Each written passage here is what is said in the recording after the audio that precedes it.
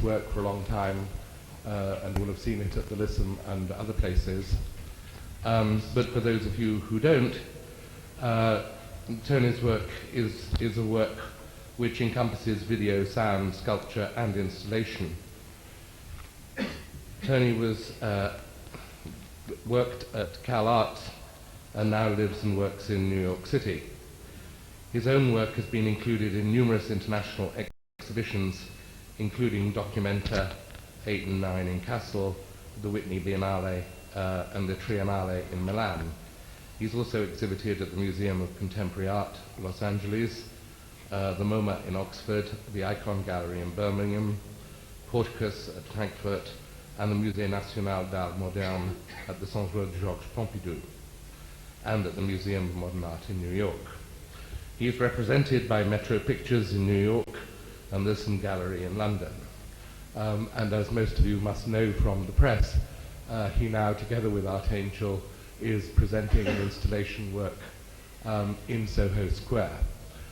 After the exhibition, after the discussion this evening, we're invited to move over to Soho Square to see the installation. Although James Lingwood kind of tells me that everyone should be sort of mildly patient because attendance at this has been absolutely astonishing and queues have tended to form. It may be, in fact, that some people would want to come another day, but for those who are going to come this evening, they may have to wait a while. I'm also now going to also introduce, before she starts, Marina Warner, who again will be known to most of you as a writer of fiction, criticism, and historical work. Her work includes novels and short stories, as well as studies of female myths and symbols. Her historical and critical publications include Monuments and Maidens, Alone of All Her Sex, and From the Beast to the Blonde, and No-Go the Bogeyman. She's been the recipient of the Fawcett Prize, the Booker Prize, the Catherine Briggs Memorial Prize, and the Rosemary Crawshay Prize from the British Academy. I am not to mention how many honorary doctorates she has, but more to stress the fact that next year she has a new novel coming out, The Loto Bundle. I also think it's kind of appropriate at this point sort of to say, although the AA is kind of hosting this, we're doing it in collaboration with Archangel, and we're extremely pleased to have found an opportunity to work with such such a kind of magnificent organization. Archangel pioneered a new way of collaborating with artists and engaging audiences in an ambitious series of successful commissions since the early 1990s. Those commissions actively explore the relationship between artist and place in events where the content and context are often indistinguishable. They've been responsible for many well-known projects during the last decade, including Rachel Whitebreed's House in Bow, Matthew Barney's Cremaster 4, shot on the Isle of Man, Robert Wilson and Hans Peter Kuhn's HG in the Clink Street Vaults, John Berger and Simon McBurney's The Vertical Line in a disused underground station at Aldwych, Ilya and Emilia Kabakov's The Palace of Projects at the Roundhouse, and Douglas Gordon's feature film in a warehouse on Brick Lane. So we're indebted to them, and it's an excellent opportunity for the Archangel to kind of salute the work, for the Architectural Association to salute the work that Archangel does. I'd now like you to welcome Tony Oursler here this evening and to see the videos.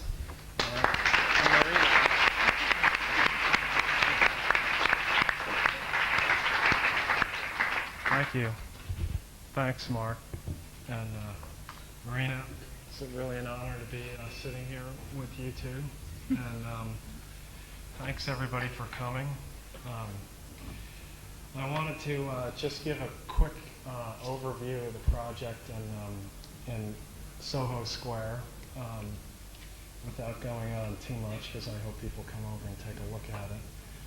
But a few years, I guess almost 3 years ago, I was approached by Louise Neary and James about James Lingwood at Archangel about doing possibly a public project here in London. And at that time I was, most of my work had been kind of about systems and what I like to think of as the way that technology interfaces with psychology and popular media systems in relation to the individual. And I was getting more and more fascinated with the idea of the antecedents to our pop culture, because I kind of firmly believe that artists should speak in the vernacular. And but I was kind of lured down a historical route, I guess, by a guy by the name of John Logie Baird, who had a lab on Frith Street, and I found very inspirational. As you probably all know, he was the inventor of the mechanical television set, and so I started researching his work in relation to this project, and was fascinated to find that he used dummy heads as the first images, or one of the first images which he projected, which he transmitted across his room with television, and it seemed to be a kind of harbinger of the future, and the idea of a talking head or the severed head, and the kind of progression down the road towards the discorporeal, and the separation of the mind from the body, which it seems that media has kind of provoked. So with that, I embarked on an even further journey back all the way to the beginning of what I call the deep history of media. And I guess one could argue that the first virtual image was the rainbow, but given that that wasn't really created by us, I would say the first one created by humans would have to be inextricably linked to architecture, curiously enough. And one finds the camera obscura at the nexus of the moving virtual image and architecture, which I suppose most people here know what the camera obscura is. If not, it's basically any dark chamber with a small hole or aperture. And of course in China, about 1,000 years after Christ, they were already writing about the camera obscura in relation to the way that it inverted the image. And so that fascinated me because of the human overlay there, the tendency for the human mind to be perverse, and to kind of relate that to a virtual image has been central to my work. So fast forward to about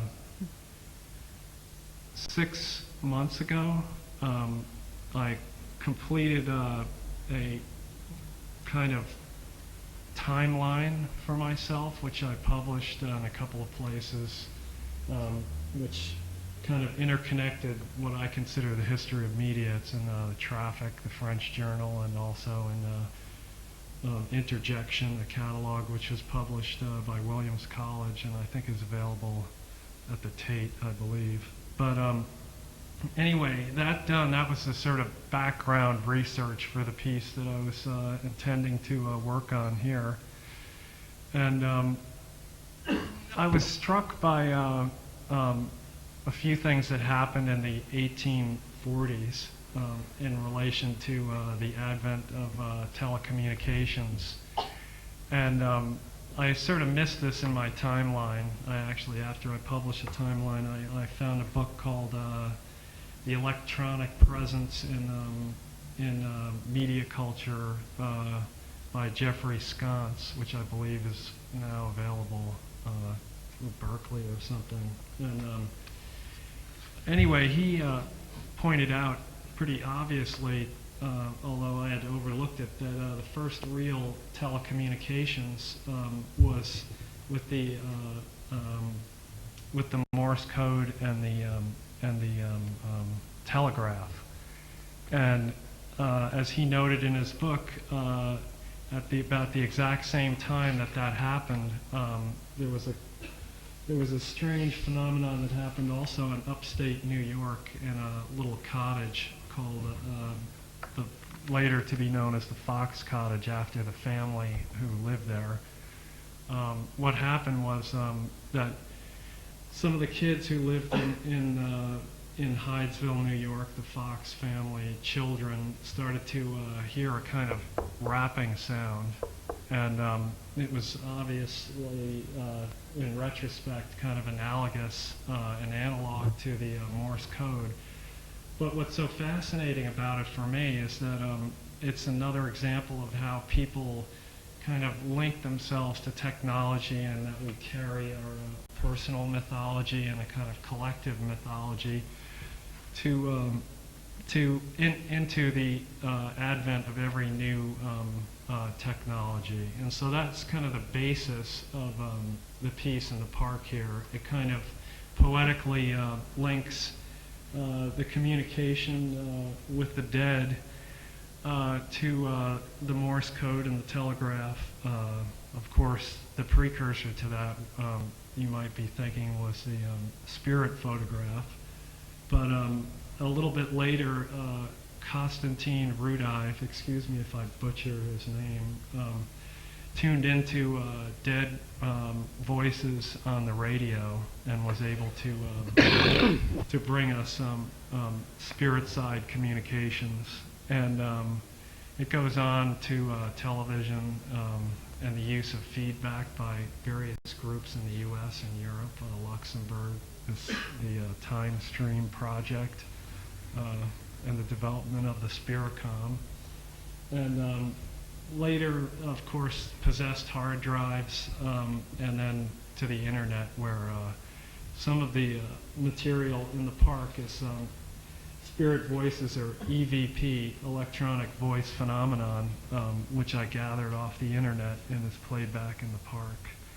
So if I have time, I'd like to show a little bit of a documentary of my trip to Lilydale, New York, which is a psychic community, a very interesting community that started as a free-thinking community in the late 1800s, and was somehow connected also to the suffragette movement. And but anyway, kind of fast forward to this past summer, and Tony Conrad and I, the composer I worked with in the park, minimalist composer and filmmaker, took a trip to the island of Lilydale, the seat of American spiritualism, the religion that couldn't or could, we're not really sure, but we were there to find out. So I guess if you could play that tape in the camera, just press play.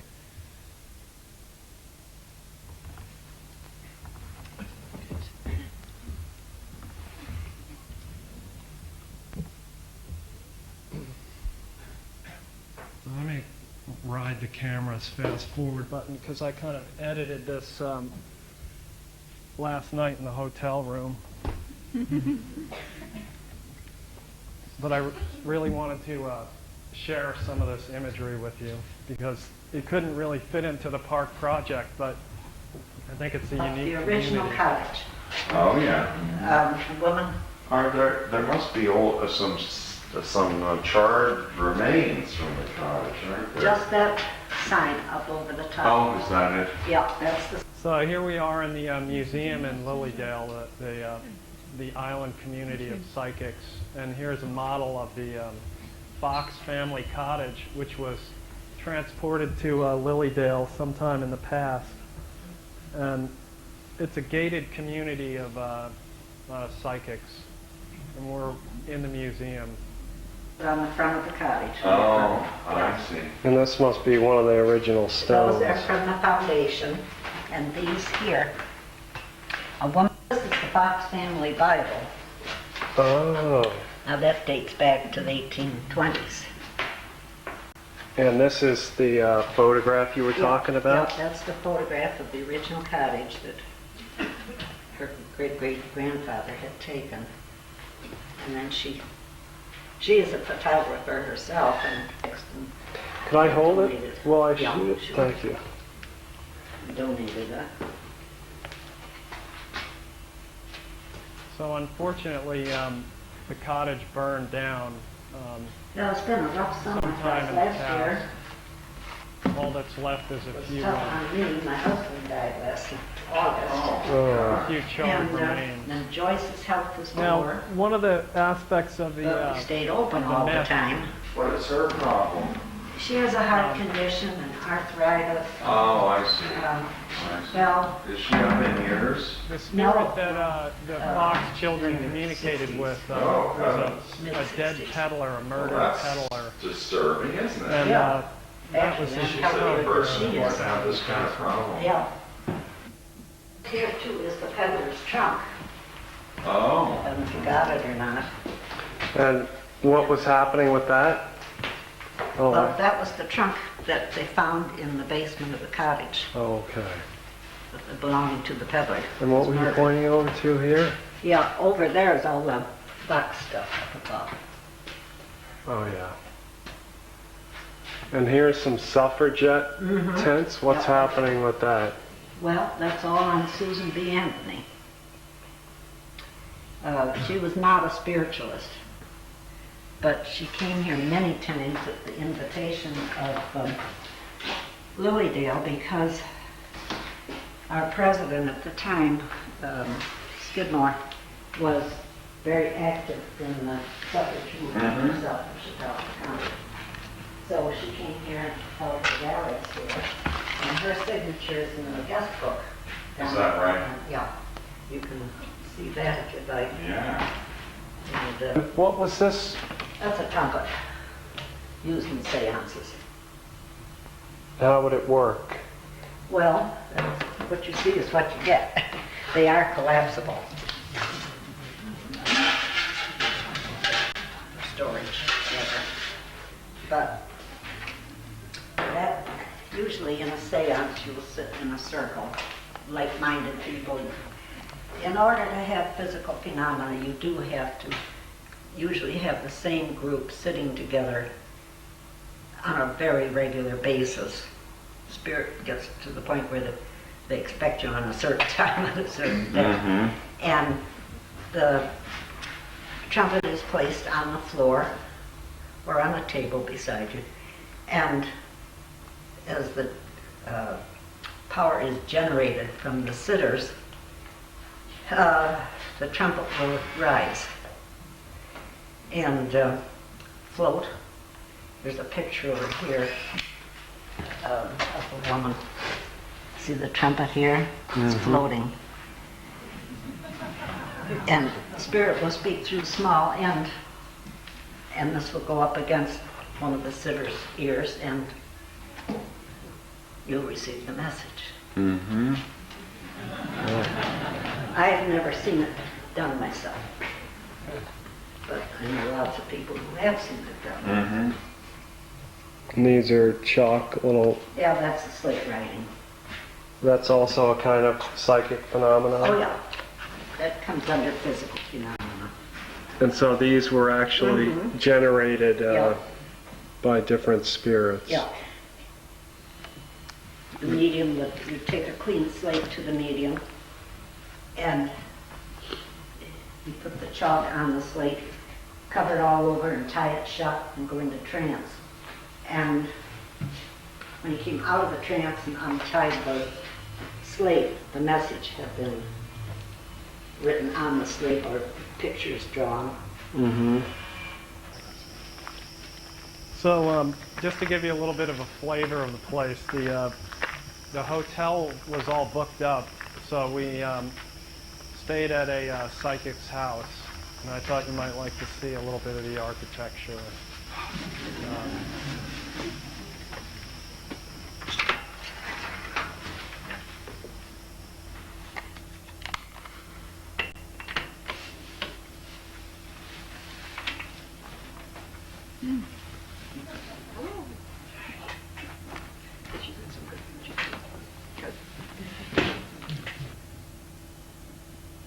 I was in the purple room, and they explained to me that this was like Grand Central Station every night with spirits and ghosts moving through it.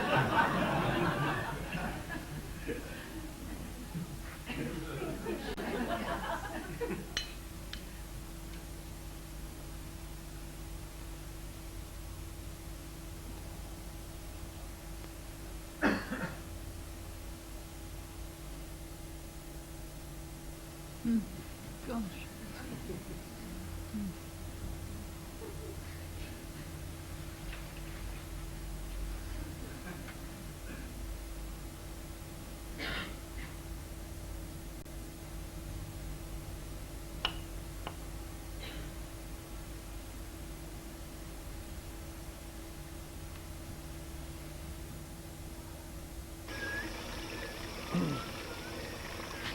So I just wanted to put a little bit of Lilydale at night here. It is an island and surrounded by God knows what. I couldn't really tell what was on the other side of the lake.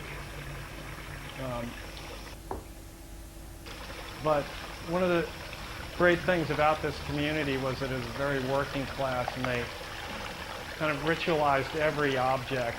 And I just love this sort of shrine fountain here, kind of Saint Lumiere.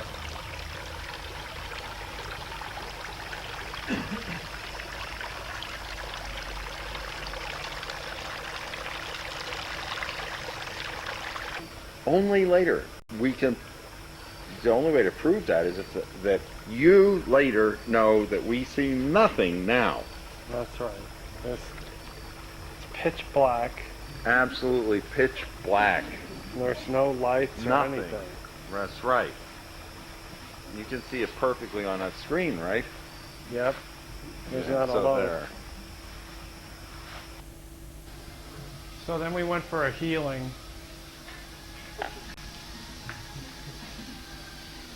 This temple had sort of color-filled stained glass. Unfortunately, they made me turn the camera off for the ceremony, but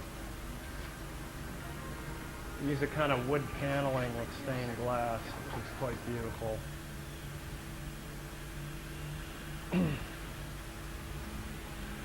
So when we got to the site of the Fox family house, which, as you see, had been moved there was really nothing there.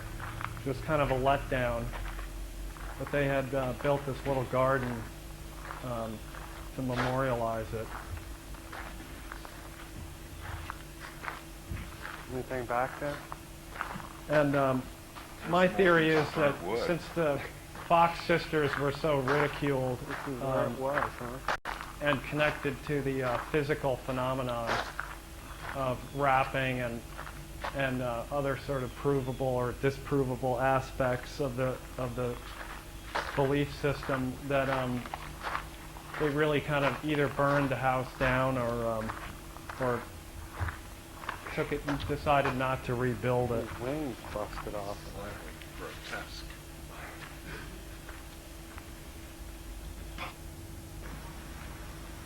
So here, these are the psychics' homes.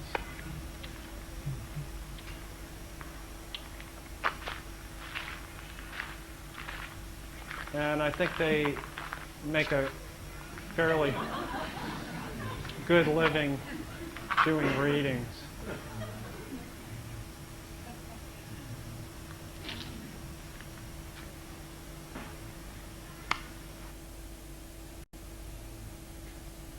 Kind of. So here's the big meeting hall. And I was fascinated by this architecture specifically because of this sort of observation projection booth in the back of the room, which was very intriguing. I couldn't tell whether it was used for psychic trickery or whether it was just an elaborate projection system. And one of the reasons I went there is to get an idea of how spirits may speak linguistically. So I'm going to play a little bit of that, and then we'll move on to Marina. You know, in the old-fashioned churches, they used to have fans, and you'd see everybody fanning themselves. I wish we had those today. We prefer no taping, please, if you turn the camera on. Well, I know you understand that, so I'm just going to leave that with you and all the wonderful relatives that are here just loading you with love and light. God bless you, my friend. May I come to the lady in the light green sweater or shirt or whatever it is that you're wearing? By the way, everybody, look at what you're wearing. I'm going to identify you by what you're wearing. It's easier that way. But as I come to you, I see that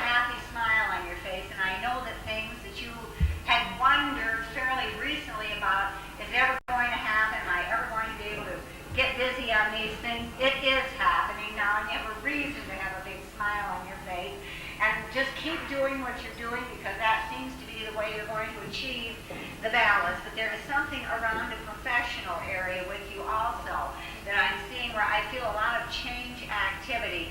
Stay with it. Stay with what you're doing. Don't fall into somebody else's pattern. You understand what I'm saying? Keep your pattern the way you want it to be. Someone around and about you, a younger person making some kind of decisions concerning educational activities, don't hesitate to give them what you know to be the truth for them. Because I feel if you gave it to them, it would be, they would listen to you more than they're listening to some other people right now. There's some kind of a connection that is very close. And I want to bring into you a beautiful aunt on your mother's side of the family that went to the spirit side with a very difficult condition with the throat, the whole top of the body. Breathing was difficult, everything was difficult. And I'm being told to tell you that it would be to your advantage to remember that one of the ways we keep our body able to carry everything is through exercise. You're not doing as much as you're supposed to of that right now. But as we go into about October of the year, I see you out and about, moving more rapidly, taking care of that, getting the exercise you need. And I'm seeing a beautiful number of trees around you. I see you walking where there are a lot of trees and looking at them and enjoying the beauty of the color and so forth as we are being prepared for the winter months through the fall display of color. Really look at it with a lot of feeling the energy of that around you instead of just looking at it around you. I'm also seeing healing coming to you, and I know it's something that you would understand very well why it would be coming. And I'm also being told to tell you it takes as long as it takes. There is no set time for it because I feel the closeness of those in spirit that want to be close to you, and sometimes you wonder if they really are. Yes, even the ones that have recently gone over, they are close to you. And they want to help you through this, but they know that this is something we work on together. You need the help. So keep the Kleenex around. You may need it more often than you think. But remember, too, that level of being able to go into a pathway of feeling more comfortable and happier is yours to have always. And I know you want that, and I know you work on it, dear. God bless you. Okay. Young lady in the rose-colored shirt, please. May I bring you a message? Do you really want it? The smiling face. That's what I was looking for. Because I see a woman standing there with you on this side, right beside you there on this side. I just want to stop it there because I love that where she picks someone out and she immediately is saying that she's hallucinating a figure standing next to the woman. I don't know if you picked up on that, but she said, I'm seeing a figure standing right next to you. And she's talking about a spirit. So anyway, maybe a little bit later I'll show you my own writing after this sort of exploratory trip. But now I'll turn things over to Marina. Thank you. Maybe I should stand. Do you think I should go to the thing? Absolutely. I think I will. I think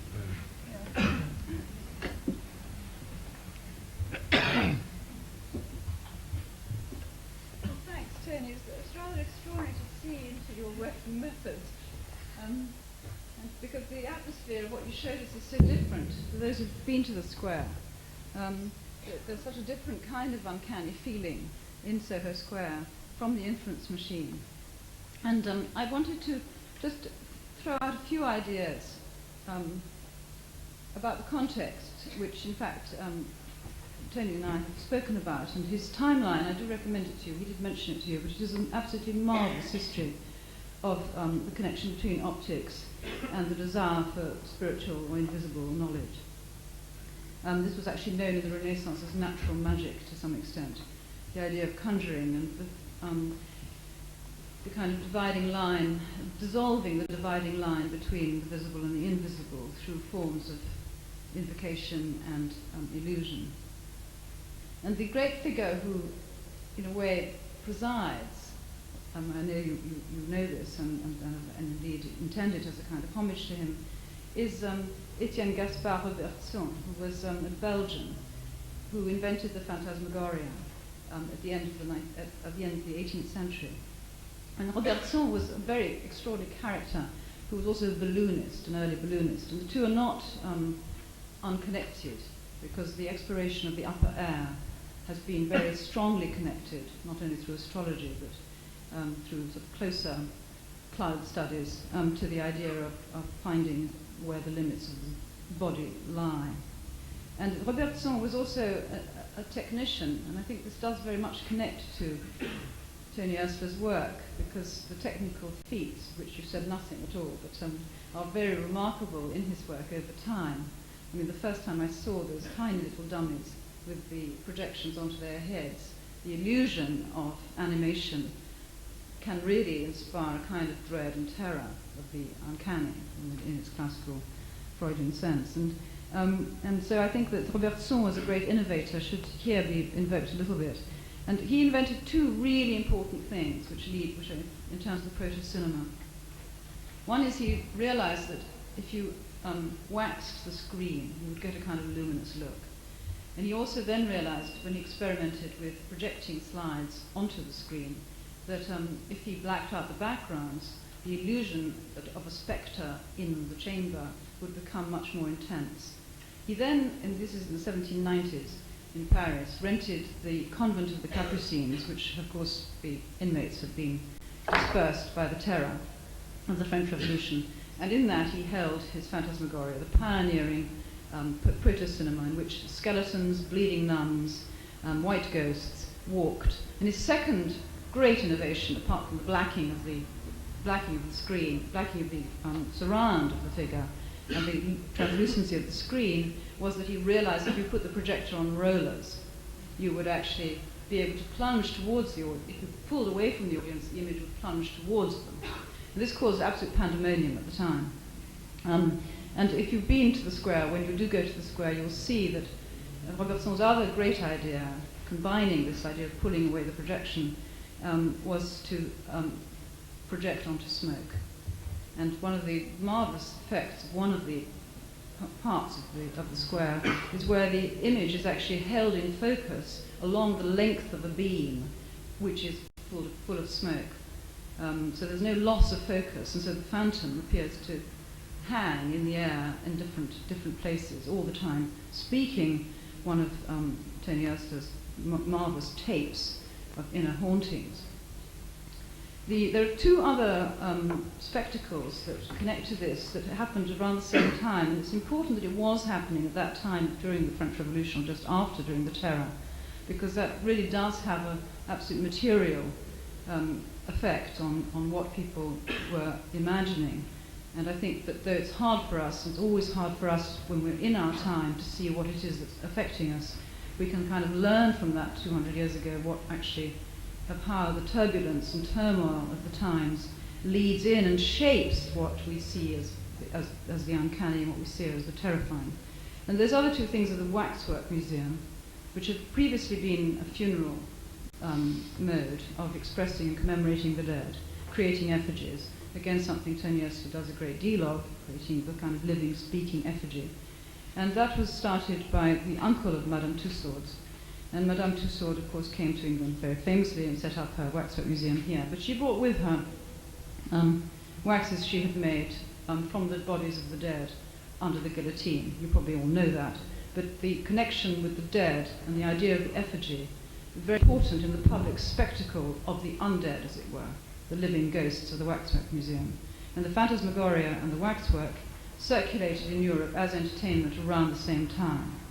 And they also coincide in time with Goya's great sequence of deranged, phantasmic imaginings, the capriccios and the disparatas, the dream of reason begets monsters. Now, the whole point of this is that while everybody was making these brilliant technical and, if you like, the latest kind of technological ways of commemorating the dead, of making the dead visible again amongst us, it was also the time when, of course, the whole spiritual system of the dead actually walking as real ghosts was being undermined. And this is what Terry Castle, in a very important book, has called The Female Thermometer. But in that marvelous book, she called it the invention of the uncanny. Because basically what happens at the end of the 18th century is that all these terrors, spectres, and phantoms cease to be thought of as the immortal souls of people who are wandering around in hell or purgatory or perhaps even in heaven, created by God. They are beginning to be understood, as Goya implies so strongly in The Dream of Reason Begets Monsters, as emanations entirely in the head. They are spirits in your head. This is the movie in the brain. This is the stuff that's going on. And probably one of the most marvelous sort of expressions, succinct expressions of this turn towards inwardness and towards why such things still alarm us when we have ceased in a sense to live in a kind of religious ecumene in which these things have reality. They have reality as the things our head does to us. And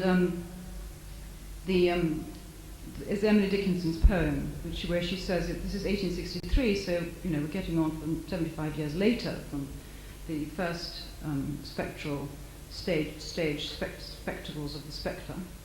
And in one of her poems, she writes, "One need not be a chamber to be haunted. One need not be a house.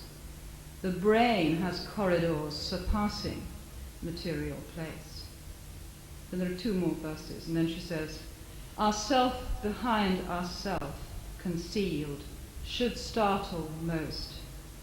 Assassin hid in our apartment, be horror's least." So in this poem, "One need not be a chamber to be haunted," she's actually pointing to, after the Fox Sisters and after the sort of whole incredibly vital and international movement of spiritualism, she's pointing to the idea that we are basically haunted in our heads. Now the thing is that, and where Tony works, is within the tradition of how do you visualize this. It's all very well to say, well, our spectres are in our head. What do they look like? If they're in our head, how do we, in what form do they take? This is the basic sort of artistic enterprise, the basic poetic enterprise. How do we give them what Shakespeare calls in The Tempest a habitation and a name? And one of the things that I've been working on quite a lot is what is the language of the invisible, a kind of contradiction in terms, if you like. And what's interesting is that there are some consistent themes that turn up. And one is definitely insubstantialness and vaporousness. So the whole idea of the shifting and the phantom and the way and light. And Tony invoked the rainbow. The rainbow is one of the earliest images of soul or spirit. The idea that the diaphanous, the thing that is there but not there at the same time, that light itself can take this form. And for instance, Dante, when he's going down into hell with Virgil, and he's meeting the shades of the dead, he turns to Virgil and he says, "How is it that I can speak to them? How is it that I can see them? What are they? What is their form?" And Virgil says to Dante, "Their form is like the rainbow. Imagine how when you play light into a body of water or light into a body of mist, you actually get a form, but it's not there. That is what the shades are." So the idea of the metaphor of the rainbow was, that long ago, 700 years ago, one of the ways in which the idea of spirit, the idea of the shade, was visualized. And Dante himself was, of course, working within a tradition, so he wasn't coming out of nowhere. And one of the marvelous scenes which Dante is recording in this, in a way, is when Homer in the Odyssey goes down, Odysseus goes down into the underworld, sees all the shades of the dead, and he can't speak to them. And so he doesn't know how to communicate with the dead. And he then is told the way to communicate with the dead is to make them drink blood. And it's the blood running into the shade that actually makes it possible for them to communicate. So again, you have an idea of liquid or light, or some kind of material emanation from this world, getting into the spirit form in order to shape it and make it visible to mortal eyes. Now, one of the things that happened with spiritualism, and which Tony Oursler's work very much draws on, is that in the 19th century, the spectacle of the invisible was not sufficient.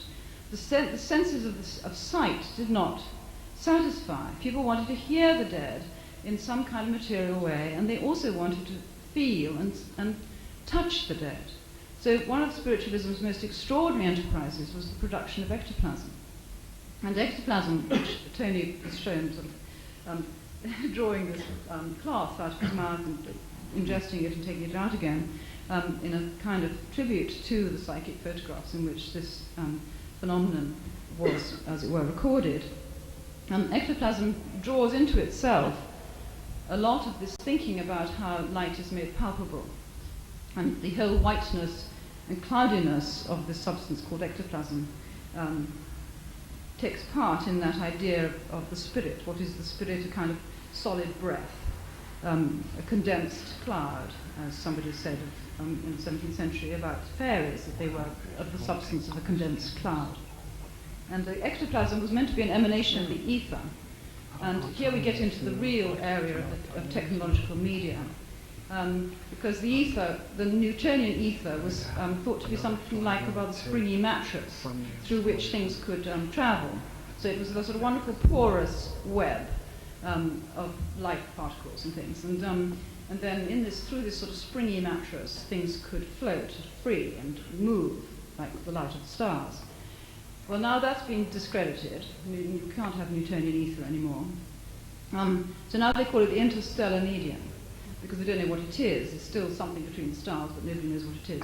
But at the end of the 19th century, when a great number of the technological innovations which Tony was talking about were set in place, telegraph, the wireless, forms of imponderable travelling of messages through the ether, people were also discovering at that time what the air was made of, and they discovered many, many new gases.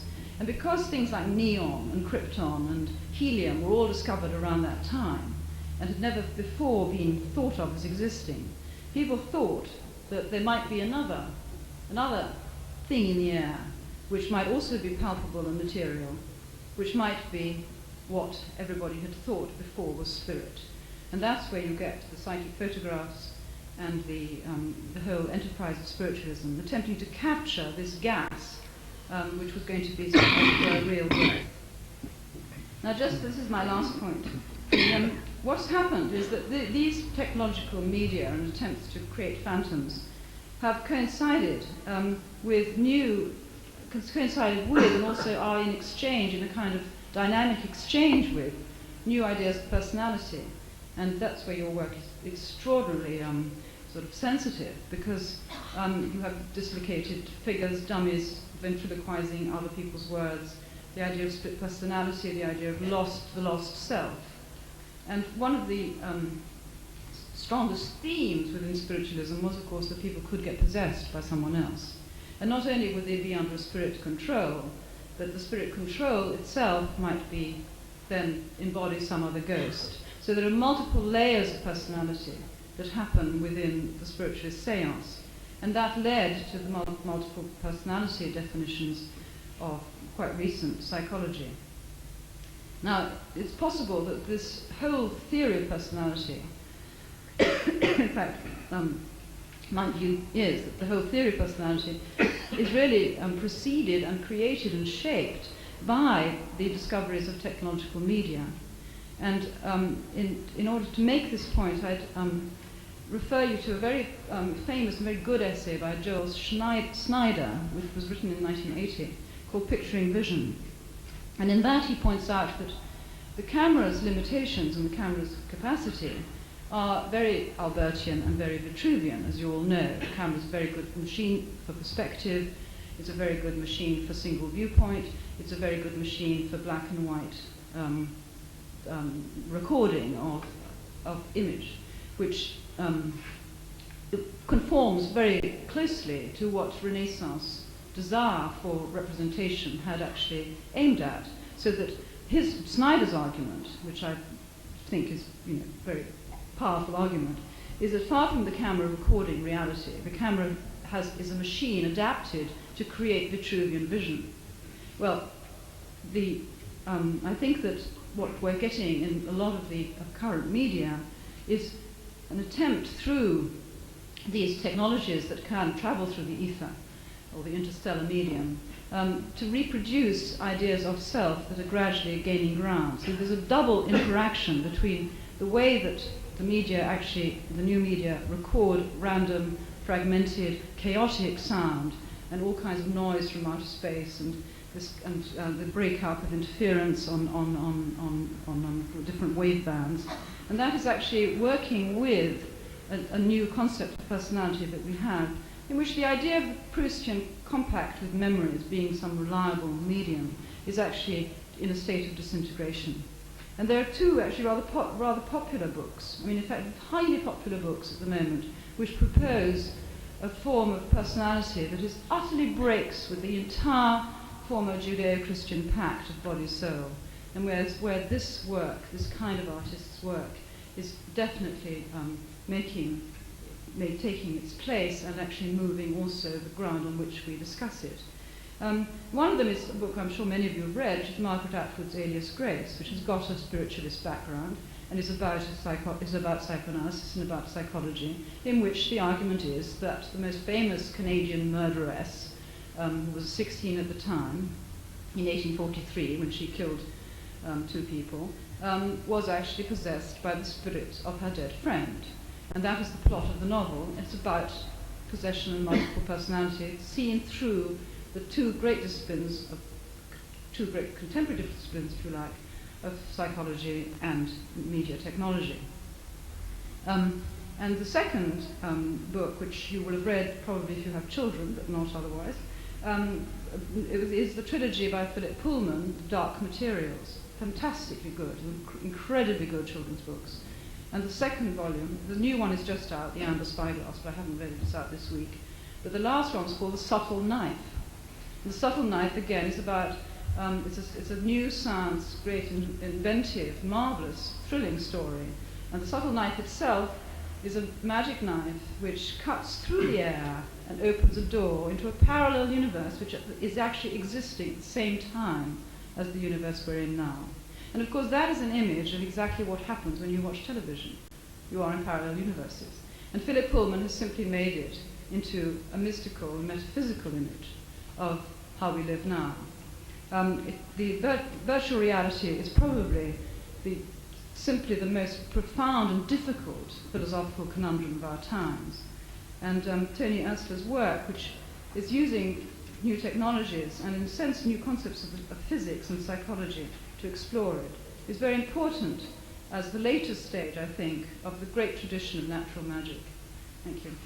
Thank you.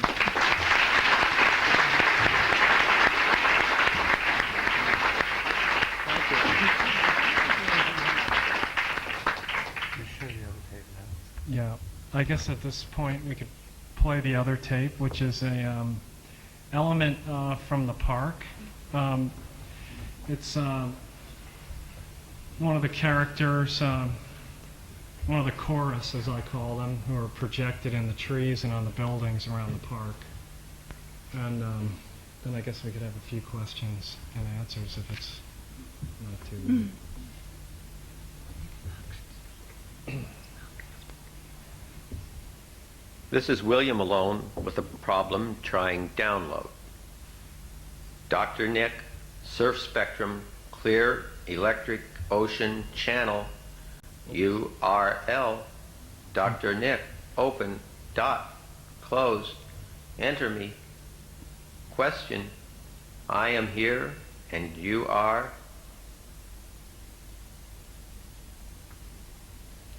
Okay, Bill. Doc Nick Helber here. Do you have power? I'll give it to the message count. Let me in. Down. 10, 9, 8, 7, 6, 5, 4, 3, 2, 1. Mary had a little lamb. Fleece was white as snow. Everywhere, everywhere, everywhere that Mary went, the lamb would go, go.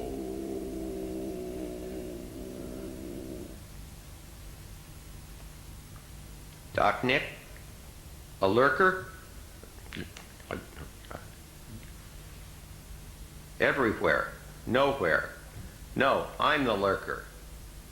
Doc, you have to admit it's scary communicating with a so-called tune the machine dead problem.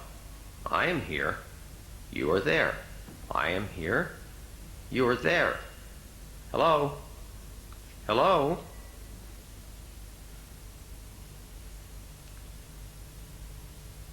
Bill, don't worry. Click. I'm here. And I have to tell you, Bill, I'm doing better than ever. Choose all, down, drop, drag me. Message. There is a time and place for everything. Time, place. I want you to remember this, Bill. Thank you. I'm free. Visible, invisible. All of this stuff is cool. Coming out. Outer limits. Depleted state. Don't break the circuit. Hurts. Burns. Out of me the trick. Linger a while in your own atmosphere. We are watching your thoughts. They are many, and shadows of anxiety seem to throw gloom over you. What did you say? I am always with you. No. Where did you go? Oh, it's late over on this side, Dr. Nicholas. Dark night. William, you know better than that. You know I'm not aware of serial time over here. Yeah, I'm just joking you, Doc. Seriously, one more question. Is the soul free of the body after death? Ton of, Billy. What? Say that again. Ton of, William. Okay, we could stop it there. Everything has a time and place except you, Doc. So as you might have gathered, that's kind of about the spirit. The spiritualists believe that the later spiritualists believe that there's a whole parallel technological system on the other side, and on spirit side, as they call it. So kind of depiction of the duality. But anyway, I'll turn it over to Mark. Okay, I'd just like to make a sort of few brief remarks. One thing I remember when I studied as a graduate student, I went to the Warburg Institute, was an attempt to try and read some of the works of A.B. Warburg. I was very struck by the first essay that I wrote on the serpent thread, on the serpent ritual. Warburg ends up saying that civilization is entirely doomed and will fast approach a kind of complete psychotic end because of the invention of the telephone. Now, obviously, I think, and he didn't even have to put up with the mobile phone. And clearly, for Warburg, there was an incredible link between kind of technology and kind of the organization of psychic space. His own kind of idea was, in a sense, that civilization itself was a long and difficult, arduous process of differentiation and the introduction of distance. And that clearly what the telephone represented was immediate proximity of otherwise distant people, a proximity which, instead of being a virtue of communication, was bound inevitably to lead to the end of civilization. I'd like to sort of put that on one side for a moment, maybe come back to it. When I was talking to Tony kind of earlier, before the installation went up, I was reminded, I mean, partly by his title, but of the famous paper by Victor Tausk, I think published in 1919, an early psychoanalytic text on schizophrenia called On the Origins of an Influencing Machine. Now, I don't want to kind of go into the whole argument of the paper, but it raises a number of extraordinarily interesting questions, which I think are kind of very relevant to Tony's work. Again, it raises the question, really, of what the fantasies are that people have. I mean, they might be diagnosed as schizophrenics, but that's not the issue here. The question is, what type of fantasies do people have of when they say that they are being controlled by a kind of machine? And he gives a whole complex account of how the machine itself, in a way, is both a complex outcome of a process of both projection and of introjection.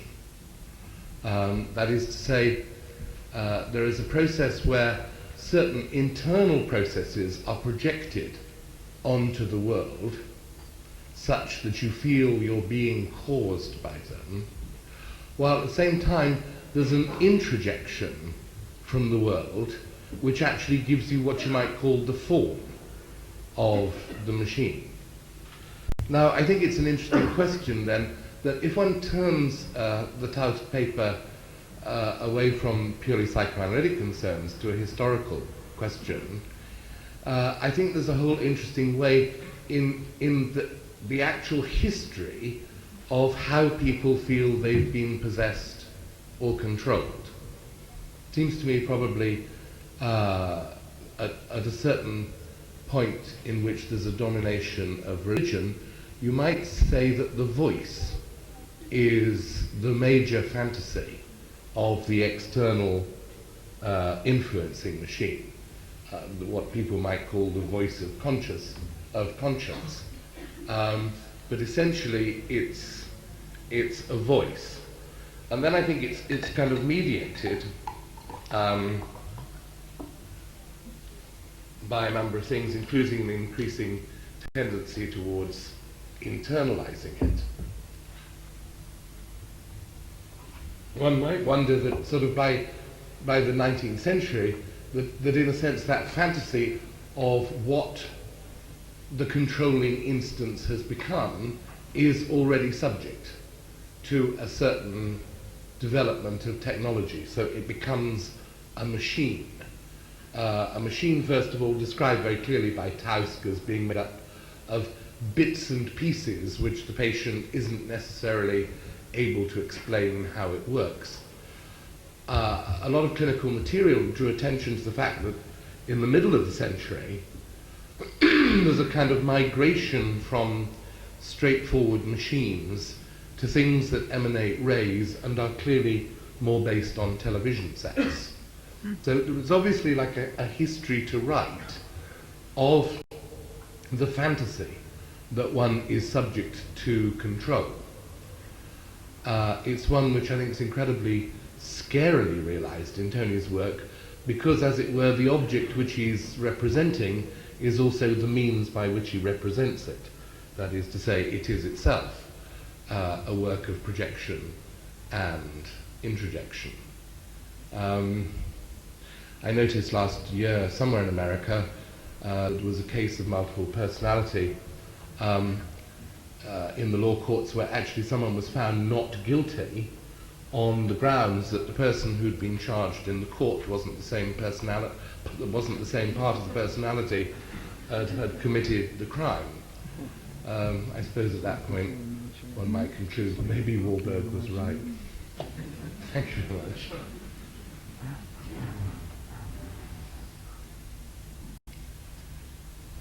Is there another? No, that's it for the tapes. Sure, yeah. Okay, well, if anyone has any questions that they'd like to put to Tony. Yeah. Yeah. Hi, my name's Barrington. I wondered if you made the connection, because I make the connection with your work and Antonini Artaud, Theatre of Cruelty, and even Klein, he did some essays on Yves Klein did some essays on theatre, although he never actually put them into practice. And I find a very strong connection between that and your work. And another point I just wanted to, when you were exploring the spiritual side of things, I just wondered how deeply you went into the psychological values of the actual spiritualist, because I found the subject very interesting and I explored it in quite a way. And they always seemed to have an answer for everything. They always seemed to know exactly where they were. And it kind of, I just felt that in their world where they were coming from, which is fairly religious based, I thought that, you know, if there is this thing, then obviously there must be dead aliens as well, spirit aliens. I used to ask them if they could contact spirit aliens, and that was like the first time where they never seemed to have a really clear answer. It kind of threw their whole system into confusion. I just wondered, you know, psychologically, where you actually really believe they were coming from. Well, that's a great question. I think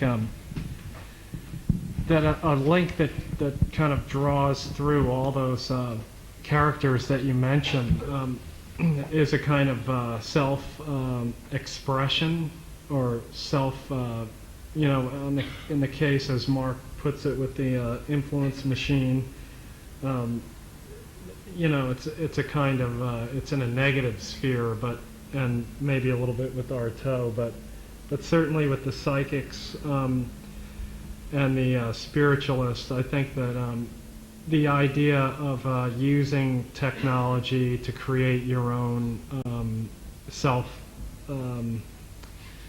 expression is really the wrong word, but kind of to propel identity, as Marina was suggesting, this notion of reshuffling the identity, which I guess is sort of at the core of Artaud as well.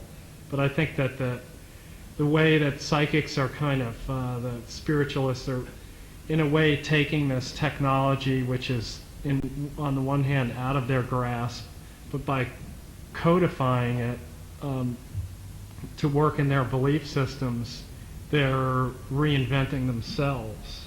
And I think that's what really fascinates me at the core of the kind of line that goes through there, is how, as Marina was suggesting, this procession of technology which reshapes the self and Lights it up.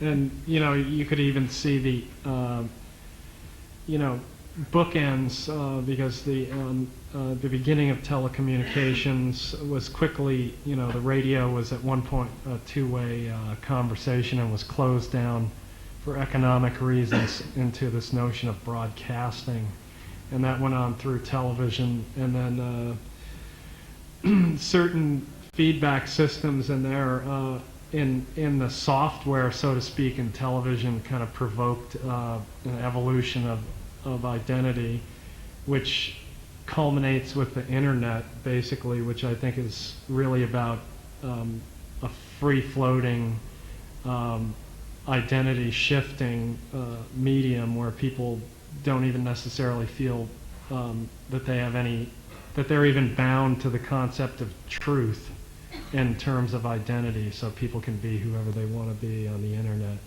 and experiment. I don't know if that answers your question, but Is there a question?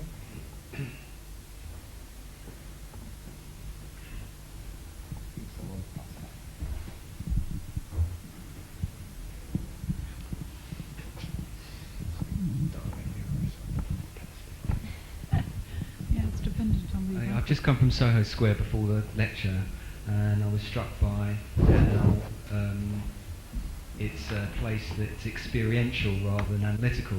You have to allow yourself to be absorbed by the work, the projections, and the sound, rather than kind of analyze what's going on. And that response in the user when they're in the space requires a kind of submission. And I wonder whether you thought that process is interactive in some sort of way. And the other point is whether you can comment on the relationship between cinema escaping the boundaries of the screen, and the history of other filmmakers who've used moving image and sound to do the same kind of thing. I'm thinking of people like Harry Smith and maybe Jordan Belson and people of that era. Well, that's a great question, double jointed, and brings up a number of points. I guess I like that question because it's very much about the brass tacks of art production, or like the building blocks. Like, okay, here's all this research, here's all this information, then you have to somehow present it, and that's the challenge, that I had, because working my way through this timeline, it's really fantastic moment for me to be with these two people here, because Marina's writings really led me down that path by introducing me to Gaspar Robertson, and also the fact that the further back in time you go, to some degree, the more progressive certain forms of entertainment or moving image become, and you see how, with an economic backbone in the film industry, how things really tightened up, and how things were kind of broken down by experimental cinema and video art later. But if you see, Robertson was really an inspiration to me, and also because, as Marina mentioned, that he kind of, it wasn't really a screen that the man was working with, it was smoke. It was in combinations with mise-en-scène, with music, with architecture. It's kind of moving around. So it was a very, of course we weren't there, but he did write an autobiography, and there are some etchings and things. And so it was very much a constructed virtual space that is somewhat missing now. And I think that, non-linear moving image production, I think, has always been really important well, there's two parts. One is that I think that the moving image has to be reintroduced to art history, starting with the camera obscura, and taken away from two-dimensional drawing, which is right now where it's been niched and kind of locked in. But I guess I'm also wandering myself here. But also, I guess the Mark's mention of the Influence Machine was also really kind of also helped me move through the time barrier, because, as you notice, I named the piece The Influence Machine, which actually refers to Huckabee's glowing orb, which I believe is somewhere in the city, or at least a model of it. The kind of spinning orb, the first vacuum tube in a way, which spun, and you held a kind of wool cloth to it, which caused it to glow. And this I think of as kind of the beginning of television, and also, as people tried to codify that technology, there's records of it being used as a kind of ritual sexual device, people having sex underneath it for various reasons, and I found that kind of fascinating. But I hadn't heard about the influencing machine in schizophrenia, which actually doubles back to that machine, obviously a kind of free-floating signifier of technology, which was attached by schizophrenic mental patients as a kind of nemesis, you know, which could also be seen as kind of a McLuhan almost electronic media critique, but in 1939 in Vienna, which I thought was kind of great.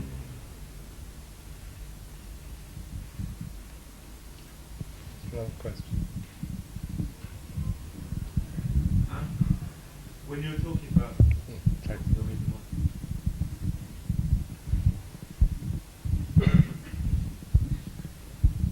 Hi.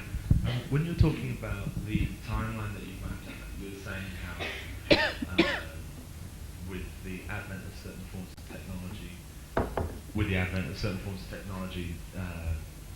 different forms of communication merged. So there was Morse code, and obviously that was a sonic relationship, and then with the phantasmagoria, images started to move into the equation. I'm thinking I've spent quite a lot of time in the square, not actually in the square, but around it, and the sound, the way that the sound functions in your piece, and I'd be interested to hear you talk a little bit about that, and how not only how sound functions within your piece, but also within the idea of spirits.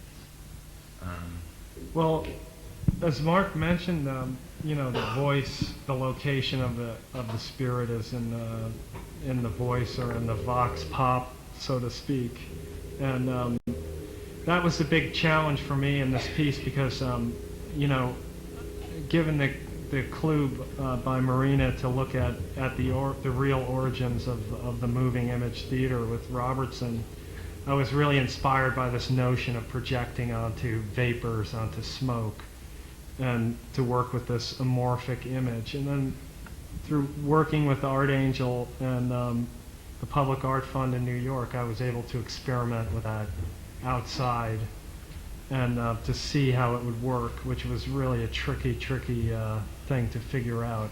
And so I was kind of at one point working on the kind of hardware of this installation, like what kind of projectors would be able to project on these trees, and certain optical things, like, okay, if a projection is frozen, it's much harder to see than if it's actually moving slightly, like you can resolve it better, and what does that mean thematically? And so just a kind of like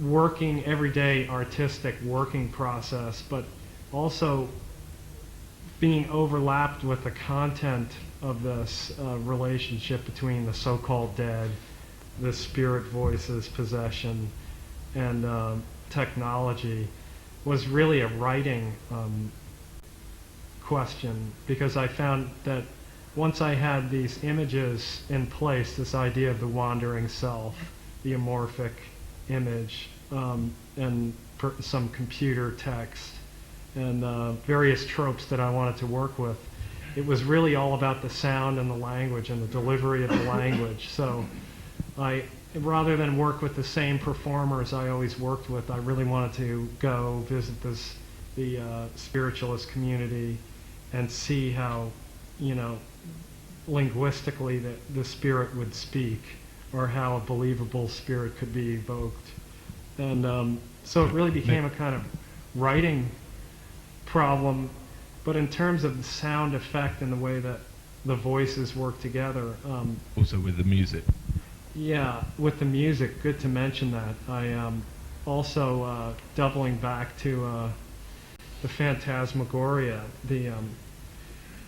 I discovered that Robertson had used the glass harmonica, which is a very gothic sounding instrument, theoretically invented by Ben Franklin, although I find that kind of hard to believe. But anyway, I did find a guy who had an authentic glass harmonica and worked with Tony Conrad on this to do a score, and mixed it with these kind of noisy spirit voices, which become a kind of crystallization on one hand, juxtaposed with a kind of knocking, a kind of permeation of energy through various mediums, pun fully intended, but the notion that kind of sound waves move through things, light waves move through things, and as a kind of rudimentary transition, but also the Rorschach of the spirit voices, because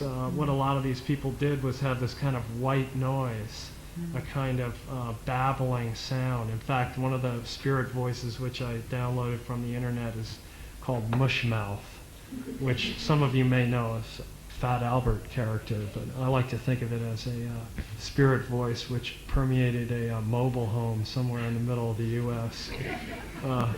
And now is located in Soho Square. So, but apparently the practice with EVP is to hear this kind of mushy. Whoops. I wanted to make a mumbling sound, but anyway, to hear this kind of lo-fi audio, and then listen to it over and over and over again until you hear what the voice is saying. And so, again, it goes back to that projection, introjection. Okay, I think we've time for maybe a last question. Is there a question over there?